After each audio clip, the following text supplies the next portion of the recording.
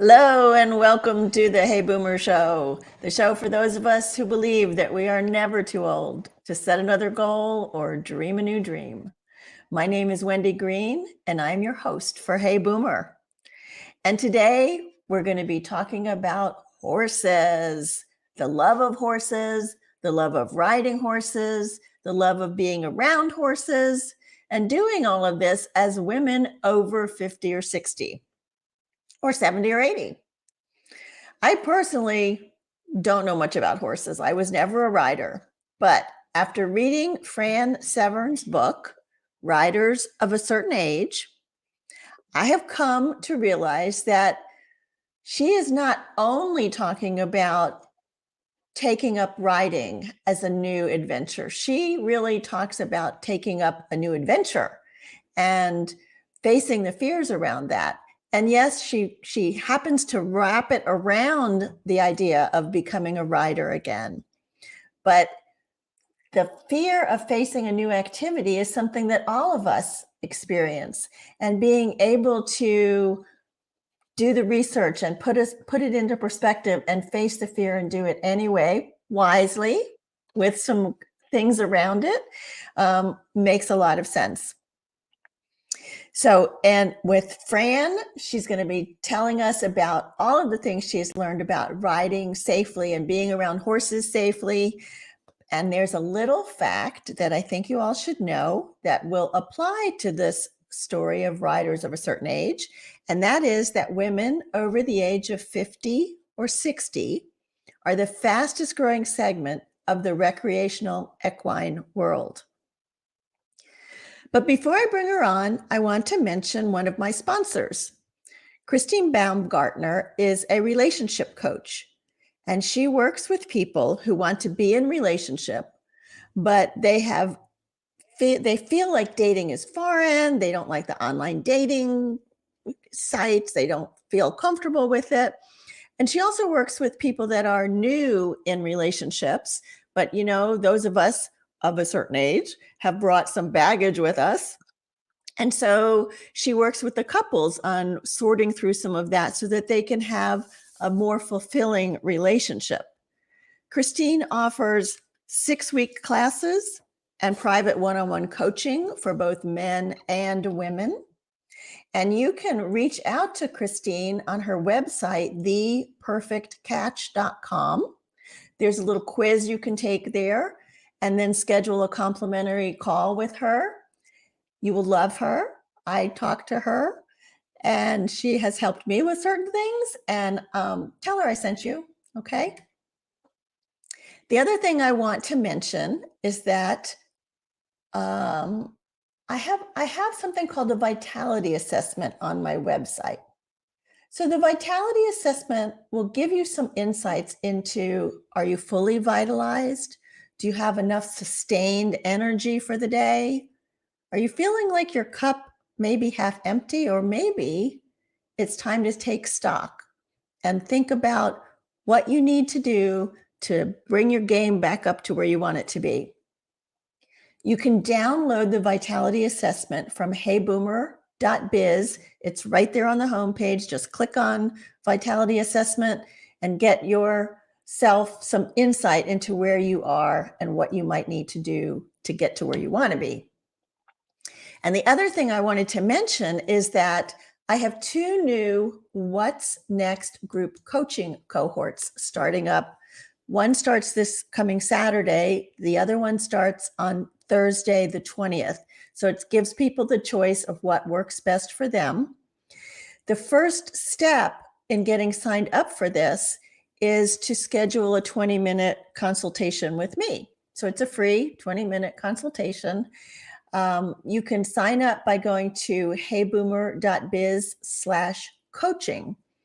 And then we can talk, and we'll talk about creating your life plan based on your values and your purpose and what's important to you in this time of life and your vitality. And we'll talk about whether the What's Next group coaching program makes sense for you. So go ahead, fill up those slots. I know I don't have very many left open for this week. So quickly get in there, heyboomer.biz/coaching, and save your spot so that we can chat a little bit. And tell your friends too, right? Because nobody wants to be in pain as they're going through their retirement stage of life. So let me tell you a bit about Fran before I bring her on. Fran Severn is a freelance writer and broadcaster who grew up in the city, but was determined to get horses in her life. After earning her degree in mass communications, she worked in broadcast news in Louisville, Kentucky, where she covered the Kentucky Derby, events at the Kentucky Horse Park. She produced equine-focused features, and finally, she bought her first horse. Then she moved to England with her Air Force husband, and that's where she discovered dressage. And then she continued her training when she returned to the States.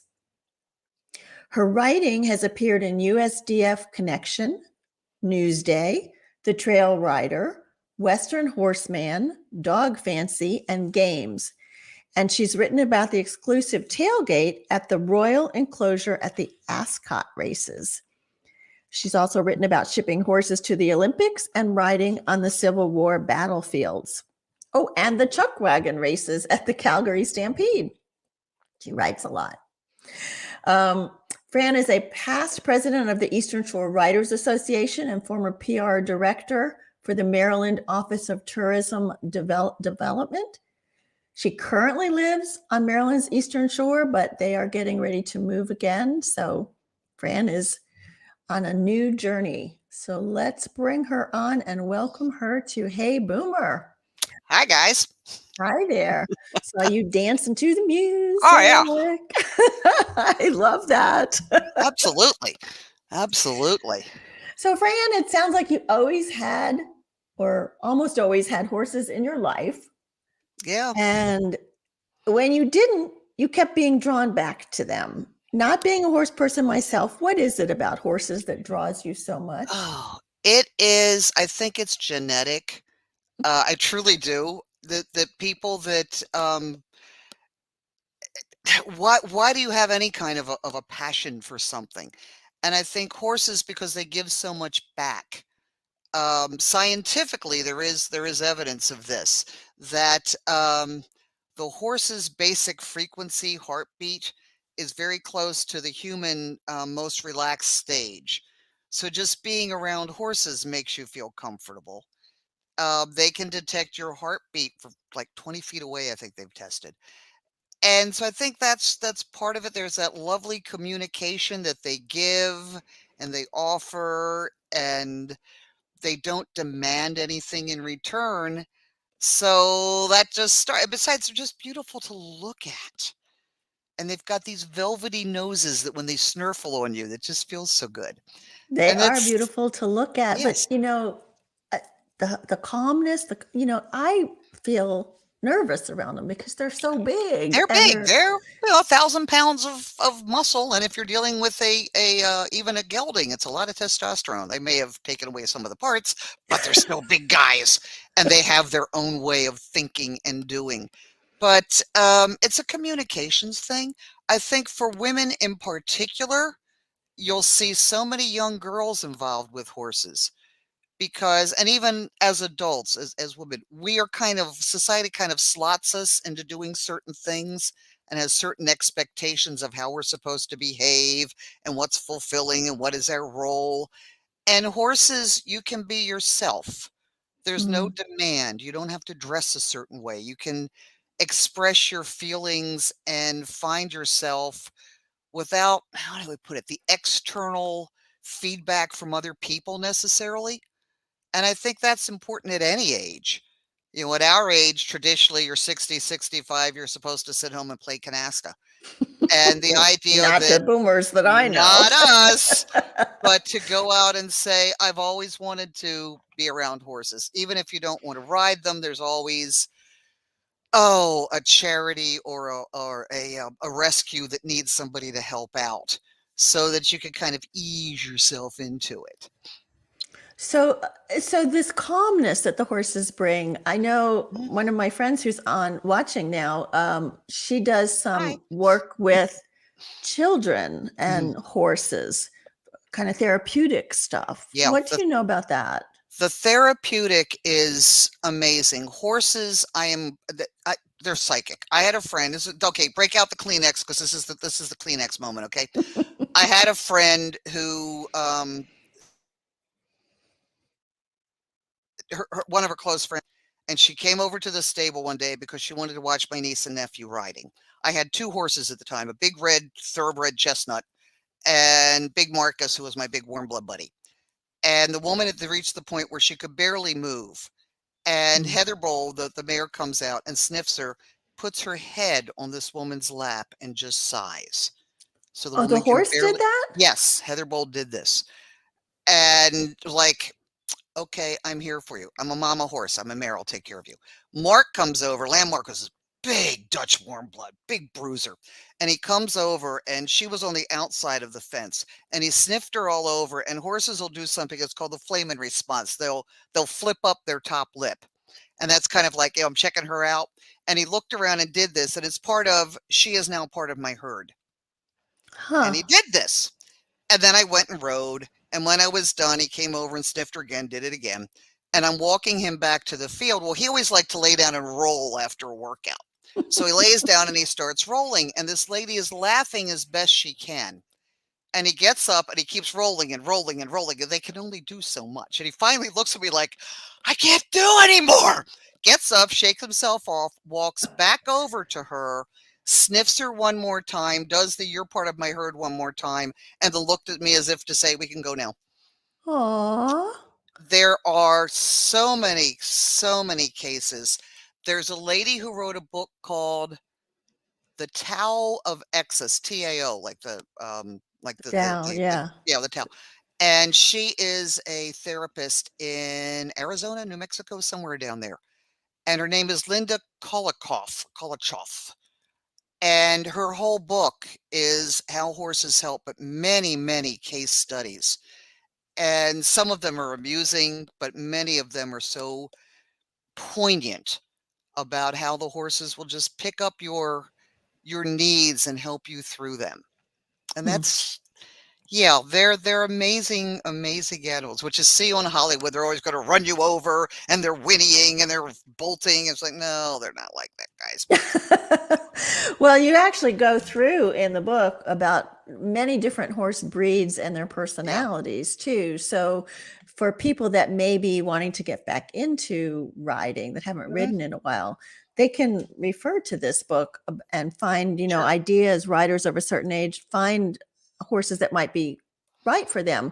But I wanted to Well, ask you based on that, if you haven't ridden in a while, but you still have this bond with horses, how do you start back safely?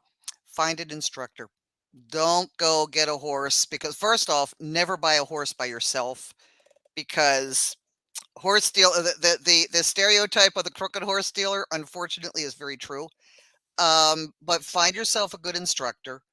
Chances are you may know people who are already riding. Go to the local tack store or the feed store. Go to horse shows and watch, and then talk to them. Say, "This is what I want to do. Um, this is I may have ridden as a child, but forget that because that was a long time ago. How would you work with a beginner?" And I'm perfectly happy when for whatever reason I may be someplace and I need to take a class or I need to warm up. I'll ride with the kids because they have a wonderful time. And Mm, skill isn't age based, but find an instructor who's comfortable with beginners of any age. One of our big issues is fear. That is not irrational. You're getting on this roughly 1,000-pound creature who probably, if he's a schooling horse, he's been there, he's done that, and he's old enough to have voted for Jimmy Carter. But he's going to be, much very calm and, let them know that I'm a little nervous about this. And a good instructor will work with you. I think everybody, I've been riding now years, and I still, even when I get on one of my guys, it's like, is he going to be calm? Is everything going to be okay?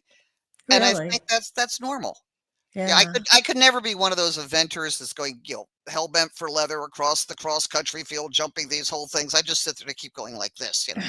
Um, But yeah, it's Uh, and that's how you start. And then I wouldn't recommend buying a horse right away. Ride for a while. Make sure the bug has well and truly bitten, because stable finances means all the money is going to the stable. Um, and a horse is expensive. Yeah. The cheapest thing is the price of the horse. When you figure in everything else that's involved, cha-ching, cha-ching.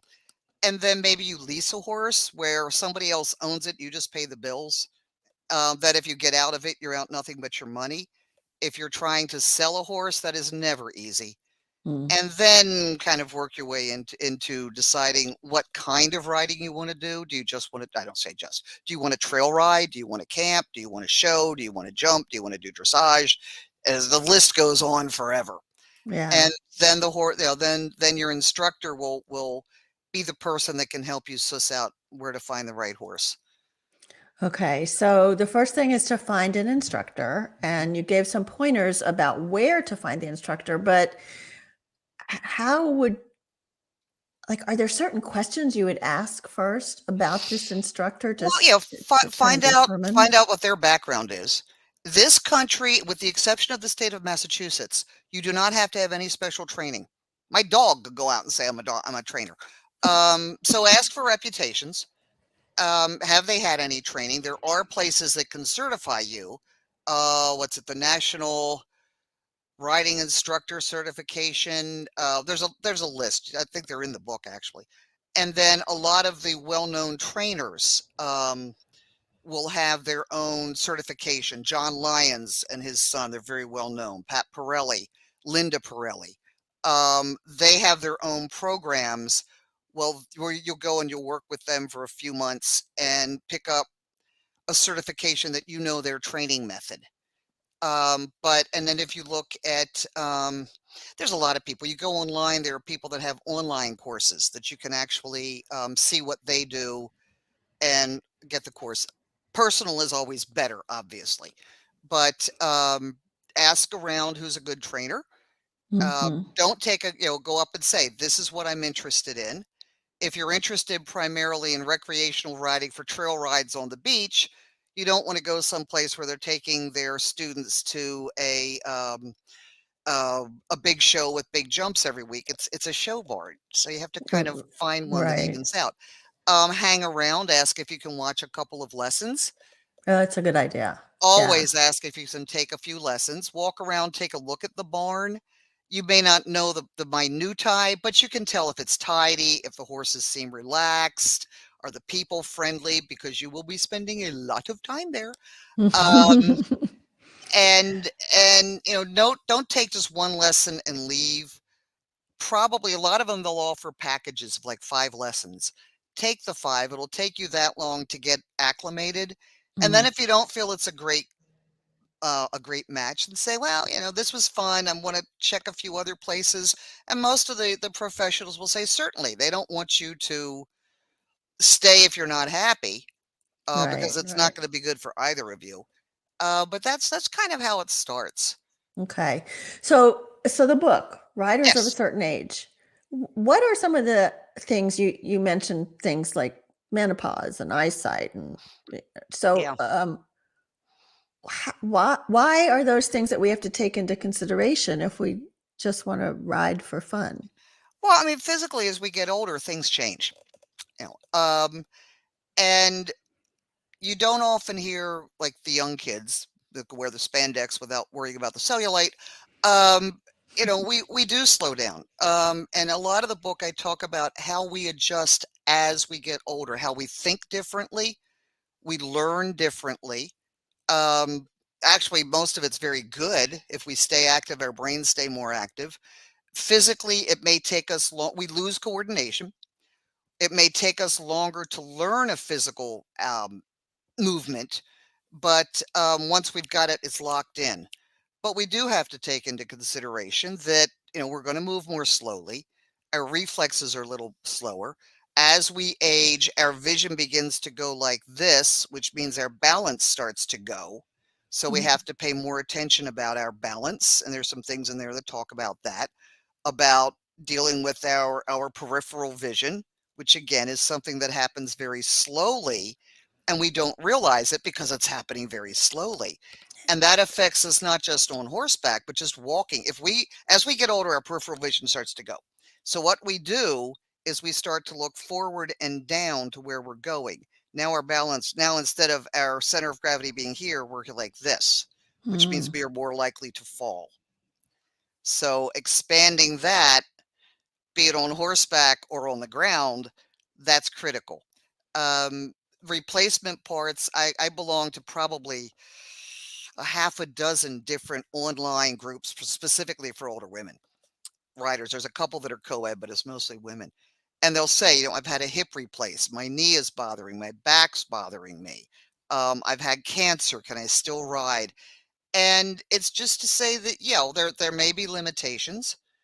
What bothers me is people say, well, the doctor said it'll be 6 weeks, but I think I can push it. And I always say, when they say like 6 weeks after, say I've had meniscus surgery on my knee, 6 weeks, I'll give it 8 or 10, because normal to them means grocery shopping. It's not hauling a saddle on a horse and going out. Extend the time, as frustrating as it may be. When I've gone through some medical things, I didn't try to ride. I put a halter on Chance and we just go for a walk through the woods, which is a whole nother way of developing a relationship, that the two of you were just kind of hanging out. There was a time when I couldn't do much of anything, and I had a 22-foot rope, clipped it on him while he was grazing around. I was sitting there in a beach chair with a book and a CD of Jimmy Buffett, and we just sat there for a week while I healed, and it was wonderful. So you were You just don't hanging out have with to. your horse. Yeah, people think one must ride, and you don't. It's just being with them. It's a different type of being outside and being active, and you start to So, meet some good friends. Go ahead. so being a rider, does that mean that you also have to get involved in brushing the horse and mucking Oh out yeah, the stalls and oh yeah. doing all that yucky stuff? Well, no, there are places you can go. Well, the horse will come out and you're just on him, and somebody else does all the training and you do. But if you want to be, get to know that creature and him to know you, yeah, and that could be like Zen, wax on, wax off, wax on, wax off. And it's fun. The two of you, and it's like giving a friend a massage. They And like it. they love it. They love to be fussed with. And you find out what their treats are. The one horse I had, I lost him last summer, unfortunately. He liked ginger snaps, but only certain brands. No If I didn't way. buy the brand he liked, he'd look at me like, really? Apples. There are several horses I know, they'll like this one and this one, but not that one. And it's very funny. Some horses That like is pretty peppermints, funny. some horses won't touch them. My Chance did not like watermelon, but his best friend would run you over if you had a piece of watermelon in your hand. So Isn't that they've got funny? their own personalities. So it's like a different kind of friendship.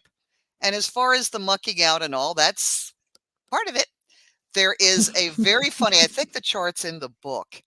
It's the Kentucky Equine Nutrition Company, I think it's called. I may have messed it up. They put out a chart of how many calories you burn. So Oh, it's how that's many right. calories you burn mucking out the stall, how many calories you burn grooming, riding, whatever. And the last one I love is how many calories you burn trotting around a field trying to catch a horse that doesn't want to come in. That wasn't here. I'm looking for it Yes, now. yes. I mean, if you are tremendously fastidious or tremendously lacking a sense of humor, this probably is not the field for you, because you have to laugh at yourself. The number of times I've run into the grocery store with my boots covered with mud. I try to avoid the mucky parts, but straw in your hair, because I've got to get something for dinner, and I didn't feel like frozen pizza. I don't feel like cooking. So they don't. So they have personalities like dogs and cats and Absolutely, yeah, absolute. Like that's always said that straight. a hot-blooded horse, that'll be a thoroughbred or an Arabian. So they might be not the best for Arabians. It depends, but thoroughbreds, they're bred to be racehorses, and so a lot of them will tend to be a little more reactive. Um, Warm bloods, which are a blend of a cold blood horse, is a quarter horse. The Clydesdales, the big horses, they're very calm. And a warm blood is a cross between the two. And then you get the Frisians, which are those big black horses with the black feathers and they move like this. They all think that they're Labrador retrievers. They are the sweetest things in the world. Quarter horses are very sensible. They're the Western horses. That's John Wayne's horse. They're very sensible. They would be probably most instructors would recommend a quarter horse for somebody's first horse because they're born smart. And so it's but it depends on you as well. So it's you never end the different personalities. During COVID, I was boarding both of my horses right across the street, but she had closed the barn for a while. We could not go up there until we figured out what was going to happen. Mm. And the horses were in a back field. It was a 20-acre field in the back. But she was working on the field, fertilizing it. So she moved them all to a field up front where I could see them. And she said, you could come up and say hi. So I went up and my two horses came over to say hi. Well, the rest came over too, because this is Aunt Franny, who's always bringing treats and fussing with us. And my two horses kept chasing everybody else away. Mom's here. This is our mom. Our mom. And it's fun to watch how they play and how they figure each other out. And it's sometimes like dealing with a classroom of kids. Yeah. Yeah. So when we talked, and I said this in the beginning too, that the book, although it focuses on horses, there is an overriding message of Definitely. being able to take on something new, take on a new challenge. Tell me more about your thoughts about that. I was stunned. I was asked to submit the book to the Equine International Film and Arts Festival last year. I said, okay, fine. So yes, of course, you asked me to win. I will do this. And it won the award for the best inspirational book. And I had never thought of it that way because I was focused on telling people, how to deal with your fear and what your finances are and end of life for the horse. And I said, well, I guess it is because the overriding theme is you can do whatever you choose to do, be it horses or anything else. There may be limitations, but if you really want to do something, as I said, be it horses or whatever, there's nothing stopping you. Here's how we think as seniors. Here's how we physically react as seniors. Here's what we can do with our decades of maturity. I hate it when people say, she's 70 years young. Ooh. Oh, I find know. I that hate so that too. insulting. Yeah. That's negating my wisdom, my successes, my massive goofs, and let me keep going. I don't want to stop. And I think that's, to my surprise, when I think about it, that really is the underlying message is you can probably do most of the things you want. And if you try it and for whatever reason it doesn't work, you tried it. Do you want to sit there and say, really wish I had done that, but oh well? I'd rather try it and say, well, that's not for me. I'll go do something else now. And I think that one of the things that the research indicates very heavily is people who stay active, they live longer, they're happier, they have a more positive outlook, they're much more able to deal with the bad hands we are sometimes dealt, with the losses that are inevitable as we get older, and we have better health. Overall, our blood pressure and all the stuff that people frequently are taking medications for, maybe they don't need them as often. It cracks me up every time I go to a new doctor and they say, well, who is your cardiologist? Who's your rheumatologist? Who's this? I said, I don't have any of them. And they look at me like, really? I said, no, I'm sorry. I'm healthy, mostly. And I think that may be the overall message. Through horses, you could do this, but overall, you could do anything you really want to, pretty much. Yeah. And you know what? I love it. On the back of your book, it says it's never too late for horses. And you know Right. how I say with my show, you're never too old to set Right. another goal or dream a new dream. So I think it is the overriding message that no matter what you want to try, Yeah. I mean, if you don't try it, next you're just a year older and you still haven't tried it. I know people that are in their 70s, they probably will, they're taking flying lessons. My husband's a flight instructor and I am also a pilot. That's an addendum to my life. And when you hit 75, you can't get insured. But they said I've always wanted to learn to fly. So maybe they only go as far as a few lessons, or maybe they solo. Maybe they do get their license, but that's really difficult. It's very expensive and time consuming these days. But they said I've always wanted to do it. So let me go take a couple of lessons. Why not? Mm-hmm. You know? Well, my brother-in-law has a hot air balloon, and Oh, I'd never ridden in one, and it scares a lot of people. But I was like, I want to ride. It was amazing. So yes. trying these kinds of things, I think, is what life is all about. Yeah, I'm always astonished. I live in an area that's fairly remote, and so people don't go out and do much. I'm on the eastern shore of Maryland. The number of people that have never crossed the Bay Bridge to go over to Annapolis or Washington or Baltimore, it's like, well, why? I know. I was like, I can't imagine not having that sense of adventure at some point.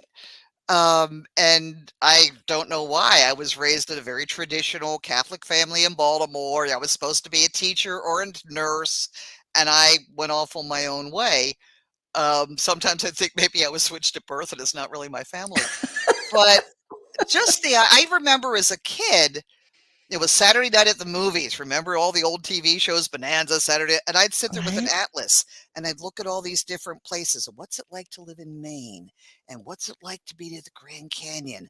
And how do you spell Kirky? And then Ron being in the military to get a chance to live in England for 6 years. Thank you, Right? American taxpayers, for picking up the tab for that. I just, I Yeah. this December, a friend of mine did one of my bucket list. I had always wanted to go to Germany and see all the Chris Krindle marts. And I can Mm. speak a little German, but I could probably go over and manage on my own. But yeah. So she and I signed up for one of the barge cruises Oh, down the fun. Danube, hitting all of these places. I was just magic. We got to Vienna and it was night, and they were taking everybody else to a concert. Well, she and I had both seen this concert in the past. So we go into Vienna on our own around St. Stephen's, which is the main cathedral and it's got all the Chris Krindle stuff set up.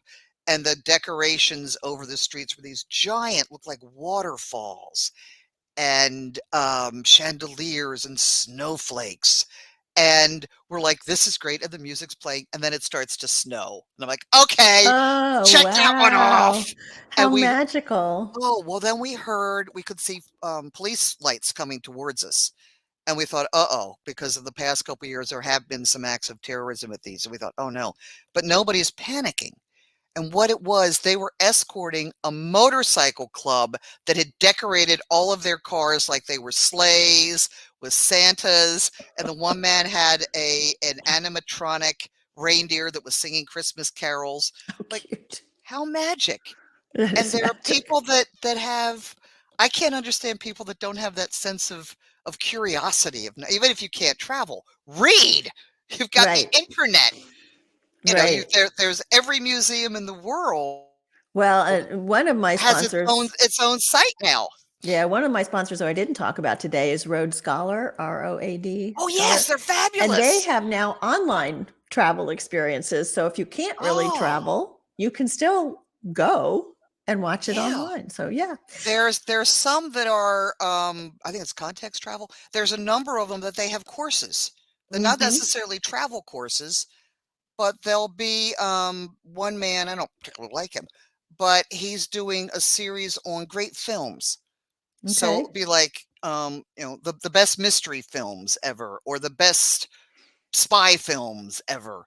And he spends a lot of time working on them. There's another man that he calls himself the Broadway Maven, and he'll take one Broadway show a week or whatever and analyze it.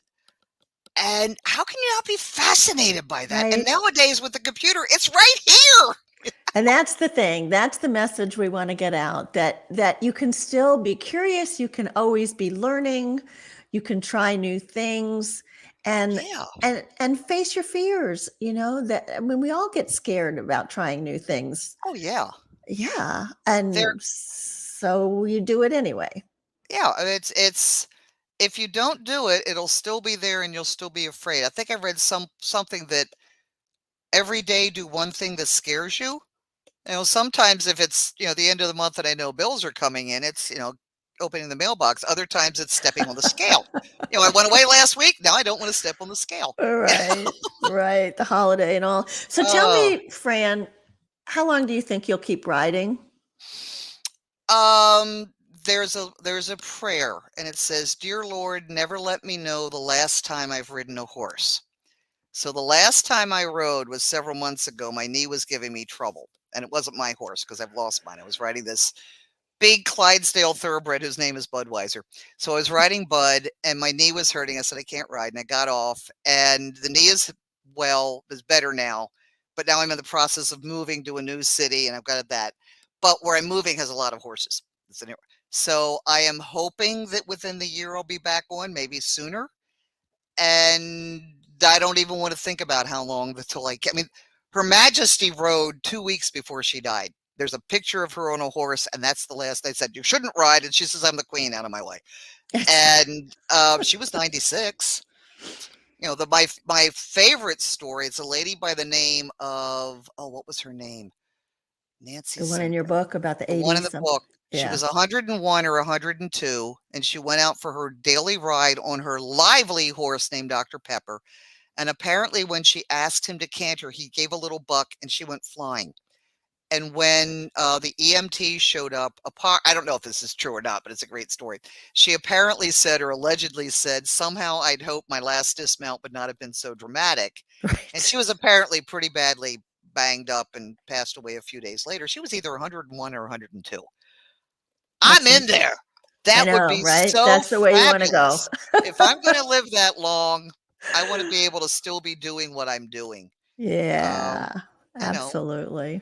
and then if Yeah. for some reason I can't physically ride, I'll be one of those people up there helping the children on the therapeutic horses or working at at a Rescue. rescue. Yeah. They're always looking for people to do something.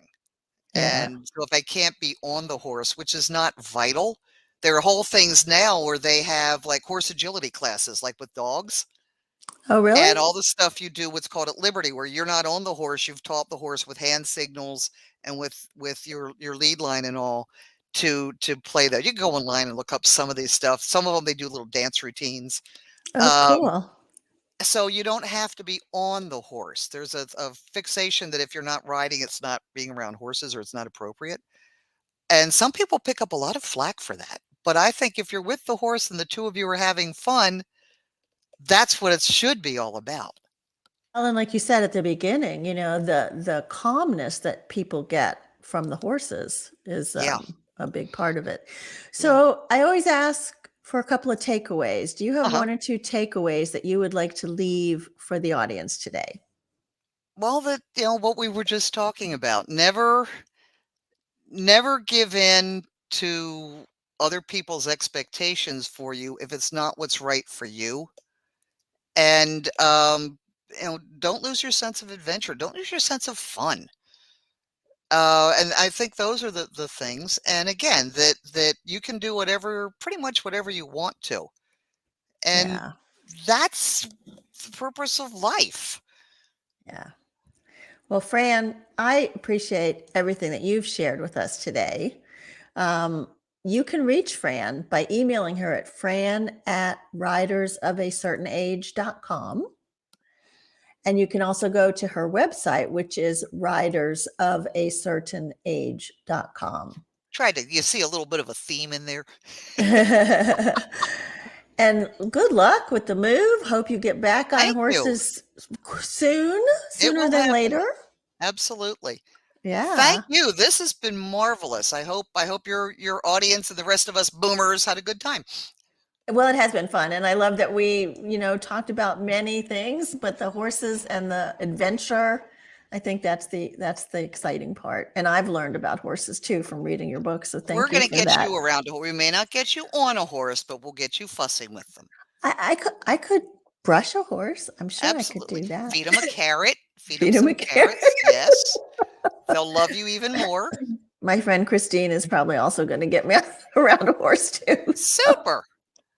And she is the one that I talked about earlier. She is the one that has the site theperfectcatch.com. Yes. So if you are thinking about dating again, or you're in a new relationship and you want a little extra insights, support, whatever, reach out to Christine at theperfectcatch.com. For my stuff, you can go to heyboomer.biz and download the vitality assessment. It really is. It's free. It's interesting. Go ahead and do that. I'm gonna do that. Yeah. Go to heyboomer.biz/coaching and schedule a 20-minute complimentary coaching call with me. You'll learn something either way. So it costs you nothing to do that. And you may find that signing up for the What's Next group coaching program will be exactly what you want to do next. So it's heyboomer.biz/coaching. Super. All right. So next week, let's see. Fran wrote a book about riding during the pandemic. And you can order it off the website. My guest next week also wrote a book during the pandemic about a different type of riding that she did. She found a lot of things falling apart in her life all at the same time, right about the time the pandemic hit. So she decided to get into her motorhome and start traveling across the country. And she managed to talk to a lot of people, socially distanced, about what was their experience during the pandemic. Oh, neat. And turns out that she had enough of these interviews to make a book. And so she wrote a book called Who Are We Now? How the Pandemic Has Affected People's Outlook. Fascinating. It is, and it's fun. She's a very fun person, and she loves being in her motorhome. She loves talking to people. She has a great story and a way of turning lemons into lemonade. So I would suggest that you all tune in next week for that show. And I always like to leave you with the belief that you can live with passion, live with courage, and live with relevance. And remember that we are never too old to set a new goal or dream a new dream. Thank you, Fran. Thank you. My name is Wendy Green, and this has been Hey Boomer.